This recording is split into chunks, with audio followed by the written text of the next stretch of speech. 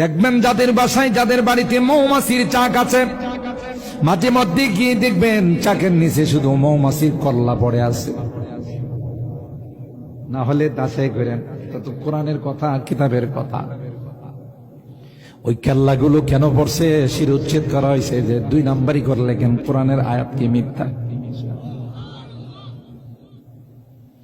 এ ভাই, হাজার হাজার মাইল দূরের থেকে ওই মৌমাছির পেটের থেকে যখন মধুর রসটা, ফুলের রস, ফলের রস, মিষ্টির রসটা বাহির করে যখন চাকে রাখে, আর ওইটা যদি আপনি খান, আল্লাহ নবী বলেন সব রোগের শিফা। একই ফল, একই ফুল, একই মিষ্টির দোকান, একটা মেশিন থেকে বাহির হলো, এটা সমস্ত রোগের শিফা। আর আরেকটা মেশিন থেকে বের হলো, এটা হলো আপনার মরার কারণ। বেশ কমটা কে করছেন? এরকম হাজারো কুদরতি নিদর্শন। আল্লাহ বলেন, ও মৌমাছির দিকে যাওয়ার দরকার নাই, আসমানের দিকে তাকানোর দরকার নাই, জমিনের দিকে তাকানোর দরকার নাই, তুই তোর বডির দিকে তাকাই। ওয়াফি আনফুসিকুম আফালা তুবসিরুন। তোর মাথা থেকে নিয়ে পা পর্যন্ত তুই তাকা গোলাপ, আমি আল্লাহ কি সুন্দর করে তোকে সেটআপ দিয়েছি রে। এত সুন্দর করে পৃথিবীর কোনো কিছু বানাই নাই। তোর ছাদের উপরে মৌমাছি বাসা বানায়, আর ওখান থেকে মৌচাক কাইটা কাইটা তুই পিওর মধু পাস।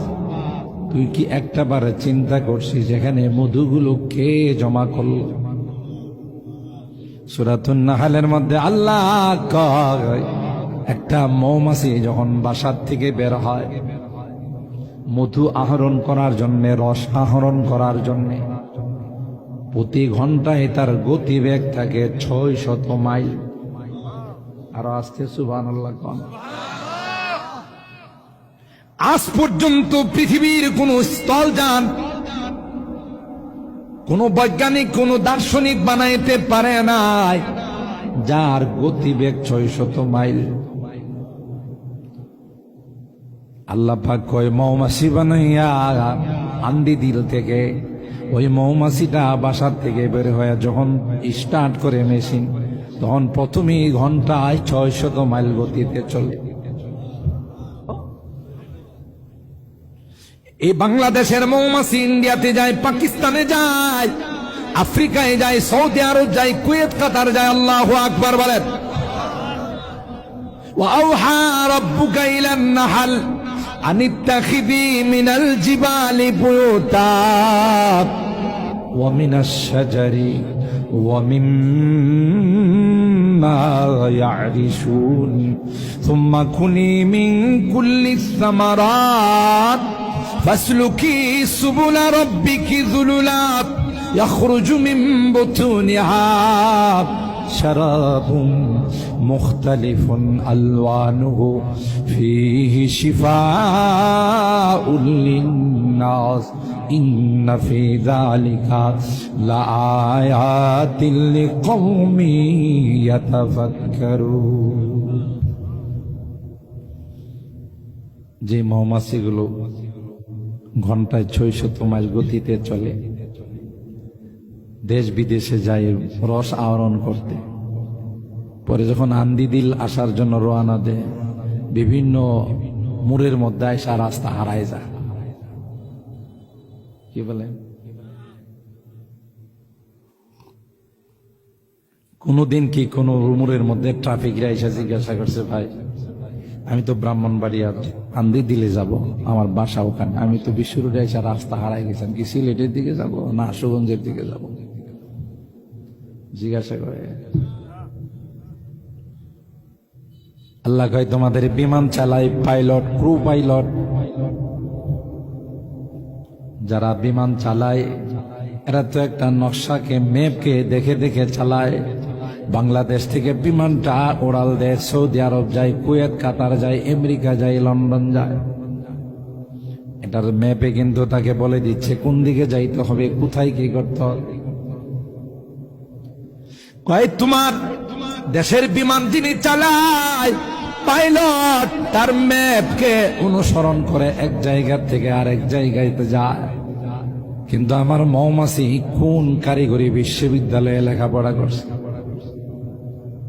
টেকনিক্যালের ছাত্র, বুয়েটের ছাত্র, রুয়েটের ছাত্র, কার টেকনিক্যালে লেখাপড়া করছে? আল্লাহ বলেন মৌমাছিটা তার সামনে নকশা নিয়ে যখন উড়াল দেয় সুজা তার বাসায় চলে আসে। সুবহানাল্লাহ। তুমি কেন চিন্তা করো না, একই মিষ্টির দোকানে দুই রকমের পোকা দেখবা, একটা দেখবা মৌমাছি আর একটা দেখবা ভীমরুল। দুইটা কিন্তু মাতৃভান্ডার থেকে রস খায়, দুইটাই কিন্তু বিভিন্ন গাছগাছালির ফুলের রস খায়। একটার মেশিন থেকে বের হয়, এটা যদি তোমার গায়ে পুশ করে তুমি মারা যাও, আরেকটার মেশিন থেকে বের হয়, আল্লাহ বলেন এটার মধ্যে আমি আল্লাহ তোমার সমস্ত রোগের শিফা রেখে দিলাম। একই রস, ফল ফুলের মিষ্টি, দুইটা মেশিন থেকে বের হলে একটা হয় মানব জাতির শিফা, আরেকটা হয় মানব জাতির মরার কারণ বিষ। কি করে আর একটু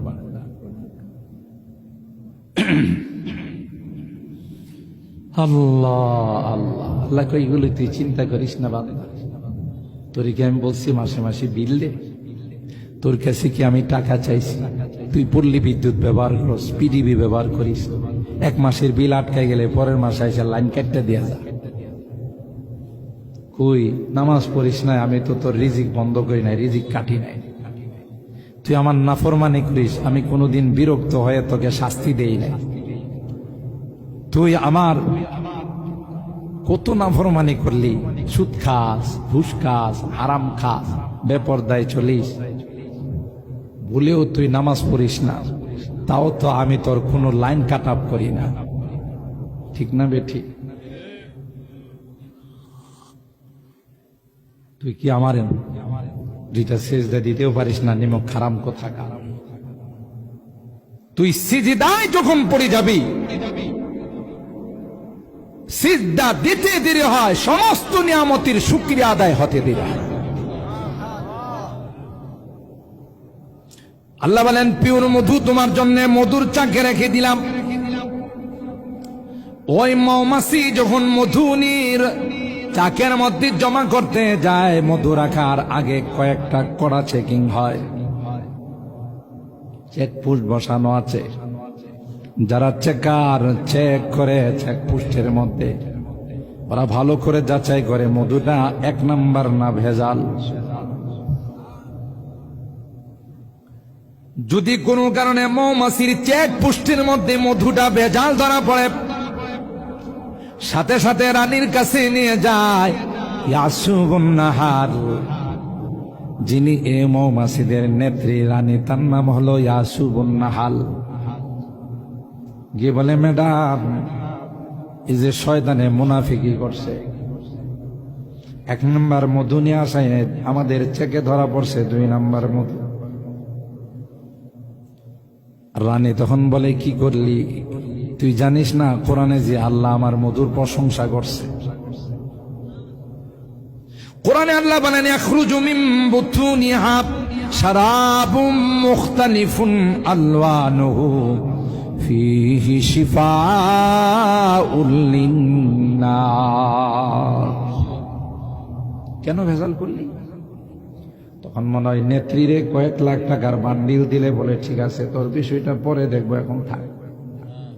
কথা কয় না। যেমন আমাদেরকে যদি কিছু টাকা দেওয়া হয় তখন বিচার আচার কিন্তু 2 নাম্বারই হয়ে যায়। কথা কয় না। আপনাদের আন্দি দিলে নাই, অন্য অন্য এলাকায় আছে, দরবার শাড়ি যখন হয় তখন মাতবর সাহেবকে যদি কয়েকটা বান্ডিল দেওয়া যায়, কয়েকটা নোট যদি ধরাই দেওয়া যায়, তাইলে কিন্তু মাতবর সাহেবের পরের দিনের সুর আর আগের দিনের মতো থাকে না। ঠিক না বেটি? ইয়াসুবুন নাহার মৌমাছির নেত্রীরে যদি বলে ম্যাডাম বেনারসি